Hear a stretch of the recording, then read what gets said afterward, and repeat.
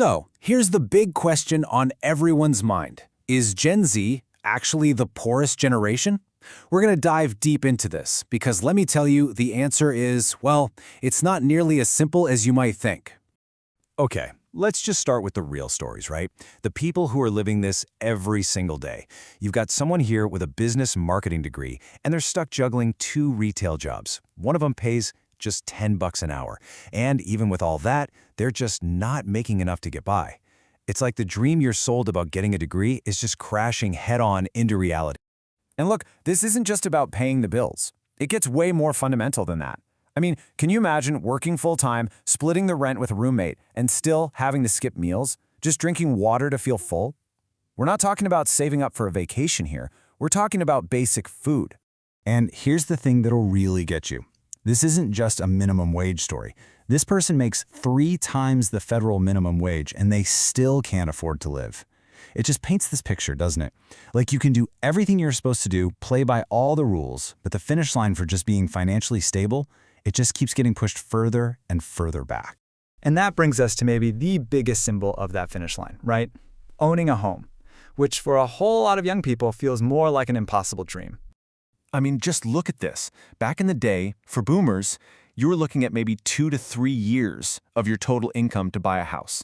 For Gen X, it stretched to 3 or 4. Millennials, 4 or 5. But now for Gen Z, you're talking 6 to 7 years of saving every single dime you make. That's staggering. And the effect that has on your mindset, it's huge. That number right there, that's the percentage of Gen Z who honestly believe they will never own a home. Not in 10 years, not in 20 years. Never. That kind of pessimism, that's really baked into their whole view on money. So, okay, with all that, you'd think the dream is dead, right? Homeownership for Gen Z is impossible. Case closed. Well, this is where things get interesting. Believe it or not, that's the percentage of 25-year-olds in Gen Z who already owned a home back in 2022. And get this, that's actually higher than Gen X was at the same age. So what gives? Well, it's a mix of things, really.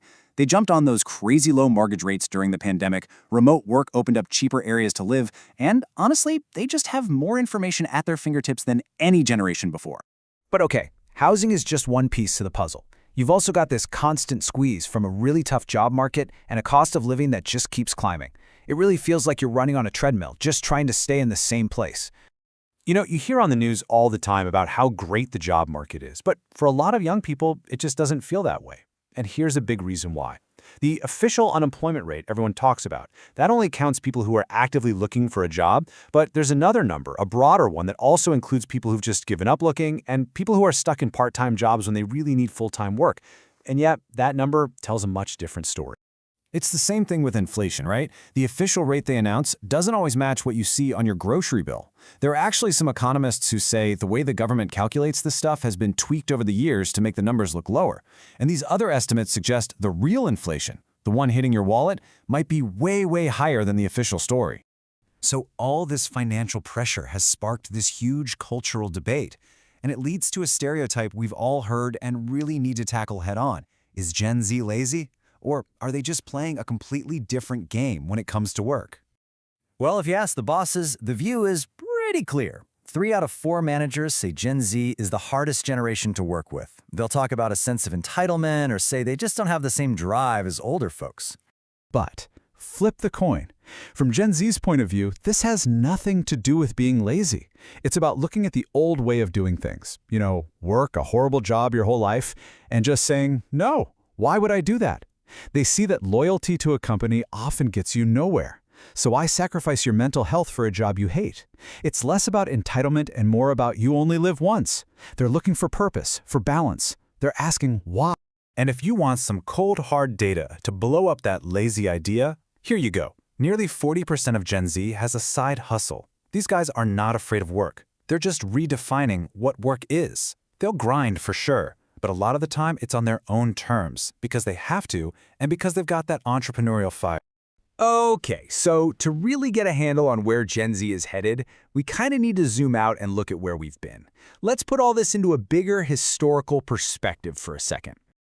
Let's go back, way back. Over 100 years ago, there was this other generation that grew up in a world that was just completely falling apart.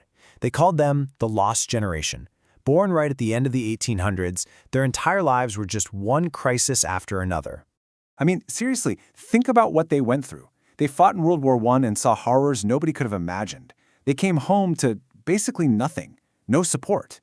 Then, bam, the Great Depression hits and wipes out everything they had. And to top it all off, they had to watch their own kids go off to fight another world war. Now, bringing this up isn't to say today's problems aren't real. It's just to give it some context. Because for all the challenges, and there are a lot of them, Gen Z has this incredible set of tools nobody else has had. They're the first generation that grew up with the internet in their pocket. They're the absolute masters of the side hustle. They might just be the most entrepreneurial generation ever. And the most important thing of all, they have time on their side. So that's what it all boils down to, isn't it? They've been dealt a really tough hand, inheriting a world with a lot of problems. But they're also armed with strengths and a way of thinking that is totally new. So the real question is, with all these challenges and all these unique advantages, what kind of future is Gen Z actually building?